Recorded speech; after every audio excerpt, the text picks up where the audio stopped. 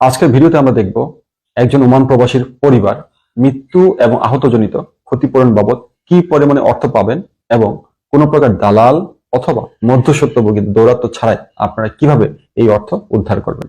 একজন ওমান প্রবাসীর পরিবার মৃত্যু এবং আহতজনিত ক্ষতিপূরণ বাবদ 4 ধরনের অর্থ পাবেন।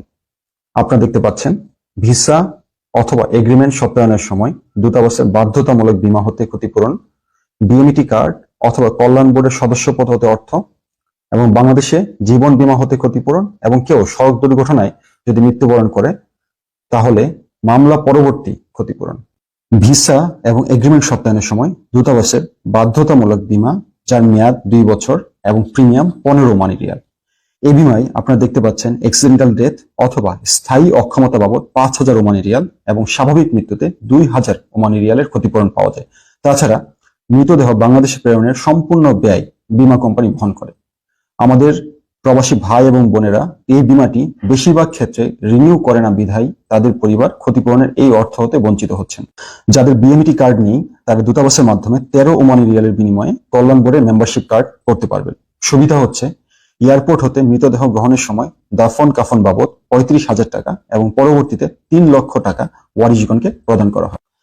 12 মার্চ 2023 তারিখের পর যারা কর্মী হিসাবে বিদেশে আগমন করেছেন তারা সবাই বাধ্যতামূলকভাবে জীবন বীমার আওতাভুক্ত, যার মেয়াদ 5 বছর। যে কোনো প্রকার মৃত্যু এবং স্থায়ী এবং সম্পূর্ণ অক্ষমতা, যেমন উভয় চক্ষুর দৃষ্টিশক্তি নষ্ট হলে 10 লক্ষ টাকা ক্ষতিপূরণ পাবেন।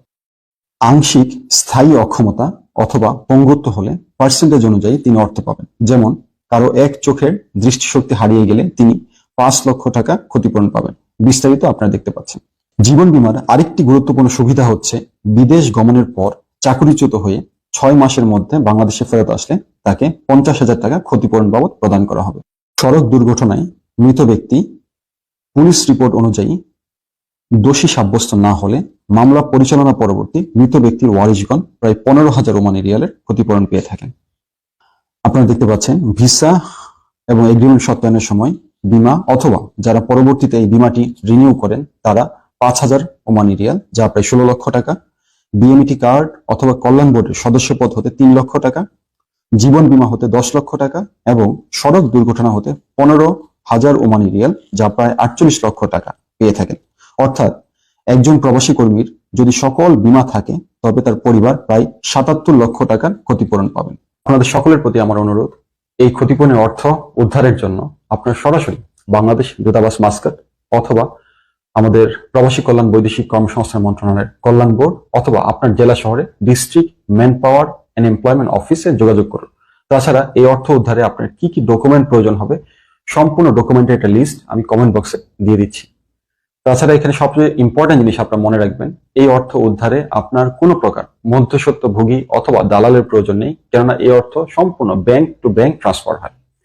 এবং একই সাথে আমাদের ওমানে যারা সড়ক দুর্ঘটনায় মৃত্যুবরণ করেন এই মামলাসমূহ দূতাবাসের মাধ্যমে পরিচালনা করার জন্য আপনাদের সবাইকে বিশেষভাবে অনুরোধ করা হবে।